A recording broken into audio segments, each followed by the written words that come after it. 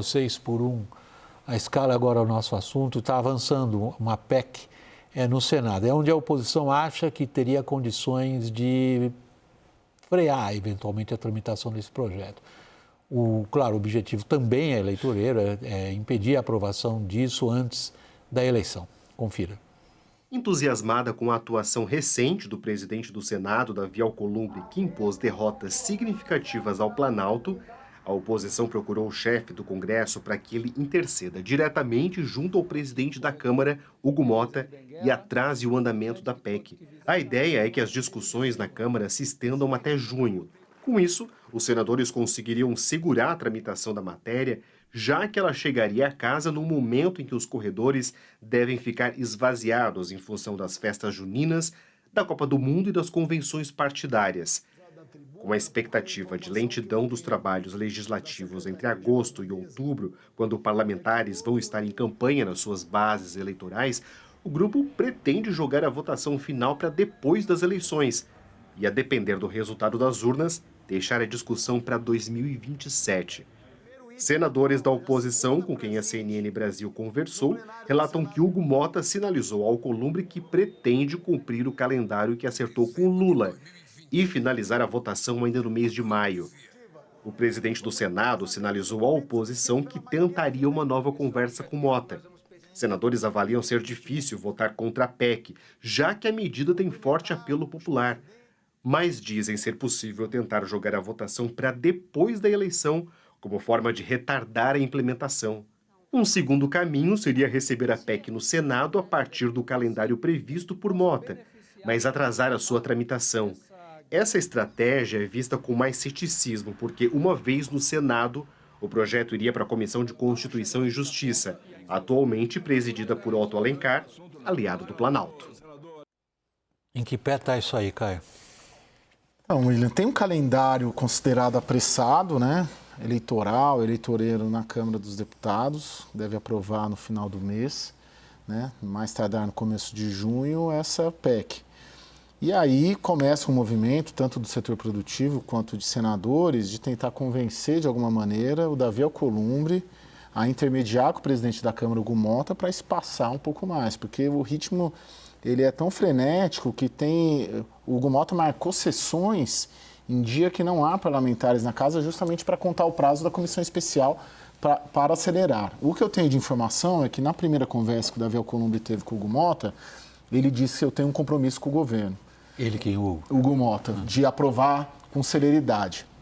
E aí tem um cálculo político dele, porque ele quer o apoio do Lula ao grupo político dele na Paraíba. Porque o pai é candidato ao Senado, pré-candidato ao Senado, na boa, e precisa desse apoio do Lula. O Lula é muito popular no estado do Hugo Motta. Então tem um componente eleitoral forte. Então a primeira sinalização da Câmara, do Hugo Motta, é que não, vai ser a toque de caixa mesmo. Agora, isso pode, de alguma maneira, atrasar um pouco.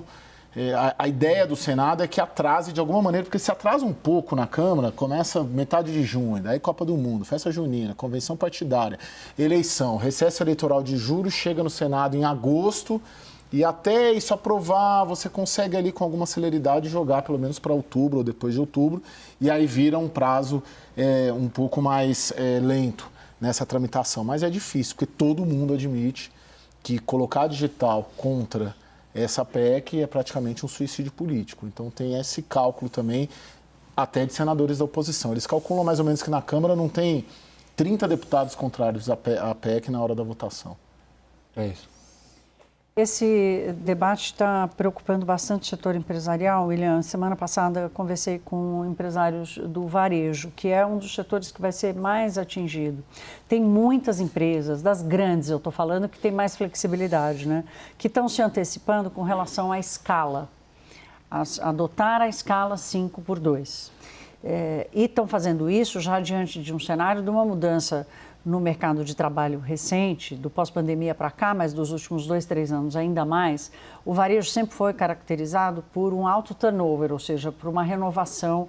Algumas redes estão batendo 90% de turnover, o que é uma loucura. Sempre foi um Isso percentual... de um ano, né? Exato. E sempre foi um percentual muito alto né? Na casa dos 50%, 60% no varejo. Né? As empresas baterem uma rede, bater uma ou duas redes, chegarem a 90% é muita coisa. Então, o desespero delas não é a troca da escala, o desespero delas é a mudança na jornada, a redução da jornada. Então, no cálculo de muitas empresas de varejo, reduziu a jornada, obrigatoriamente, você já tem que contratar 12% a mais de funcionários, né? E é isso que é inflacionário, é isso que é aumento de custos, e é isso que o governo e quem apoia, dizendo que não vai ter impacto na economia e tal, defende. A CNI, por exemplo, tentou dar um valor para esse aumento de custo nas empresas, e não só no setor de serviços de varejo, mas também no setor da indústria. Essa é uma realidade. Agora, o que o debate escapa, e que aí me parece uma ilusão, para ser bem pura, está aqui na pureza, como você disse no bloco passado, é imaginar que o Brasil vai ser capaz de alterar o curso da história, em que os países primeiro trabalharam para aumentar a produtividade do trabalhador, para depois enriquecerem a partir desse processo e daí mudarem a condição de trabalho, né? O Brasil está querendo inverter essa ordem, achando que só a mudança da jornada, a mudança da escala, vai promover um aumento de produtividade. Infelizmente, não há dados empíricos que dão qualquer sinal de que isso vai acontecer. Nem exemplo histórico. Sabe? Daniel. William, tem vários pontos aí. Primeiro deles, essa é a prioridade absoluta do Palácio do Planalto. Essa é uma bala de prata, por assim dizer, escolhida pelo governo para as eleições. Prioridade máxima para esse assunto, fim da escala 6x1 e redução da jornada de trabalho. Segundo, é a aliança com o Hugo Motta. O Caio já explicou que o Hugo Motta tem muito interesse nisso, porque quer eleger seu pai senador, tem interesse em se viabilizar como presidente da Câmara dos Deputados para o próximo biênio, contando com a ajuda de um eventual governo Lula.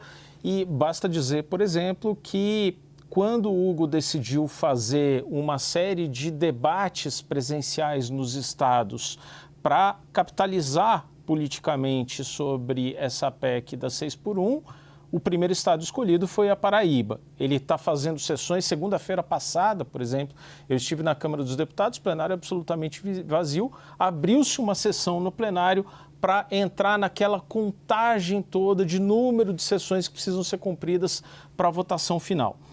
Outro ponto é que uma PEC tem muito mais mecanismos regimentais para você tentar adiar a votação do que um projeto de lei com urgência constitucional.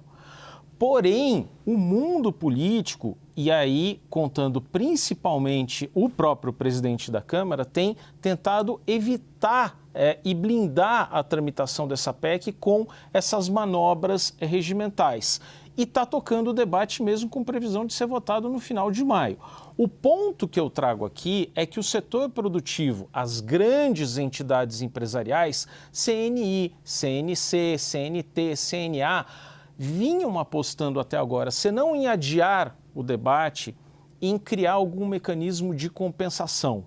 E os sinais emitidos até agora pelo governo, pelo relator da PEC, que é o deputado Léo Prates, e pelo próprio Hugo Motta, são de contrariedade, são de desacordo com aquele mecanismo previsto de compensação, que era desoneração da folha de pagamento.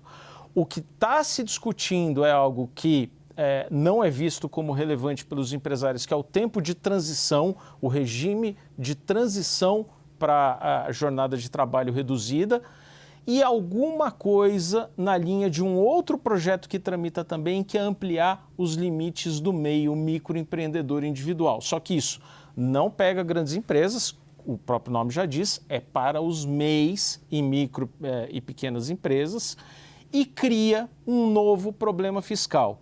O aumento de 80 para 130 mil por ano do MEI gera, nos cálculos da consultoria de orçamento da Câmara, uma despesa para o Tesouro de 23 bilhões de reais por ano. O governo, no fundo, do ponto de vista do marketing político, está na situação de ter só um plano A. Sim. Não, o governo ele tem trabalhado em diversas, não em uma bala de prata, mas em diversas balas de prata sobre diferentes assuntos. Amanhã o governo lança um plano contra o crime organizado, né, que parece assim, há 6 meses da eleição, esse ano o governo resolveu lançar tudo. Então, lança a PEC da redução de jornada, lança no último ano de governo a 6 meses da eleição. Lança um plano de crime organizado, lança 6 meses da eleição. Lança um programa de renegociação de dívidas grande, lança tudo a 6 meses da eleição. Então, é aquela coisa que a gente fala bastante aqui, né, William? Da caixa de ferramentas que o governo vai tirando e vai continuar tirando na medida em que estiver ainda sufocado pelas pesquisas eleitorais, porque o plano A é a reeleição. O plano A não é um debate racional sobre nenhum desses temas, né? Sobre nenhum deles, sobre crime organizado, sobre mesmo redução da jornada, sobre renegociação. O plano A é a reeleição. E o plano A para deputados e senadores também é a reeleição. Então, nenhum debate acaba sendo racional e acaba sendo apressado justamente porque todo mundo tentando sobreviver politicamente em outubro. É possível medir do ponto de vista político qual é a capacidade dos setores que vêm nessa discussão algo puramente eleitoreiro, sem levar em conta os dados da economia, William, isso ser paralisado? Olha, tem uma coisa que acontece que é o seguinte, não vai haver nenhuma ruptura, o desemprego não vai sair disparando, né? O Brasil já não está mais nessa zona de alto risco, de medidas econômicas que geram um impacto absurdo. Tem um fortalecimento da estrutura aí da economia, da macroeconomia, e no mercado de trabalho é a mesma coisa, né? Agora, o que a gente está fazendo, como eu tenho dito, é que o Brasil conseguiu sair da zona de risco, mas não consegue entrar e nem se preparar para entrar numa zona de prosperidade. Esse debate da 6x1 é um clássico disso. Não tem mais risco, não vai ter uma disparada, uma ruptura, quebradeira. Mas também não vai ter crescimento, também não vai ter, pelo contrário, a gente vai ficar distante da prosperidade. A gente fica numa zona cinzenta em que a gente se distancia do risco, mas não consegue se aproximar da prosperidade.